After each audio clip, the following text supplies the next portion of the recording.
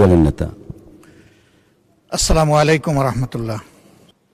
আলহামদুলিল্লাহ, মাননীয় স্পিকার, আপনি ইতিমধ্যে কালামে হাকিমের একটি আয়াত এবং রসুল করিম সাল্লাল্লাহু আলাইহি সাল্লামের সবচেয়ে ঘনিষ্ঠজন প্রথম খলিফা আবু বকর সিদ্দিক রাদিয়াল্লাহু তাআলা আনহুর শাসনামলের একটা অভিব্যক্তি এই মহান সংসদে আপনি তুলে ধরেছেন। এই জন্য আপনাকে মোবারকবাদ। আপনি ডেপুটি স্পিকার নির্বাচিত হয়, আমরা সেদিন এক দফা আপনাকে অভিনন্দন জানিয়েছি, আজকে আবার আনুষ্ঠানিকভাবে অভিনন্দন জ্ঞাপন করছি।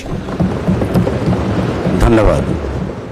আপনি আজকে যে মনোভাব এখানে ব্যক্ত করেছেন আপনার বক্তব্যের মধ্য দিয়ে, আসলে বাংলাদেশের জনগণ এটিই কামনা করে যে এই সংসদ দেশের সকল কর্মকাণ্ডের কেন্দ্রবিন্দুতে পরিণত হোক এবং এই চেয়ারটি অত্যন্ত গুরুত্বপূর্ণ ইনসাফের একটি চেয়ার।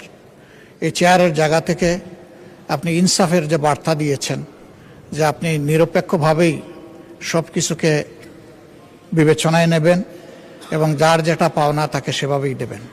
তো আমি আরেকবার অভিনন্দন জানাই আপনার এই মনোভাবের জন্য।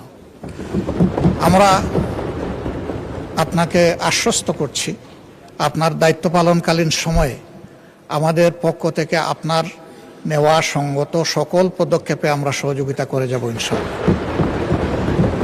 আবার আপনি সহযোগিতা চেয়েছেন, মানুষ হিসাবে ভুল যে কেউ করতে পারে। আপনার এই চেয়ারের জায়গা থেকেও যদি এরকম কিছু হয়ে যায়, আমরা যেন আপনাকে শুধরে দিয়ে সহযোগিতা করি। এ দায়িত্ব আমরা নির্দ্বিধায় নিঃসংকোচে পালন করব ইনশাআল্লাহ। ধন্যবাদ। আমরা আশা করছি যদি এই সংসদকে ইনসাফের ভিত্তিতে পরিচালনা করা যায় তাহলে দেশেও ইনসাফ কায়েম করা সম্ভব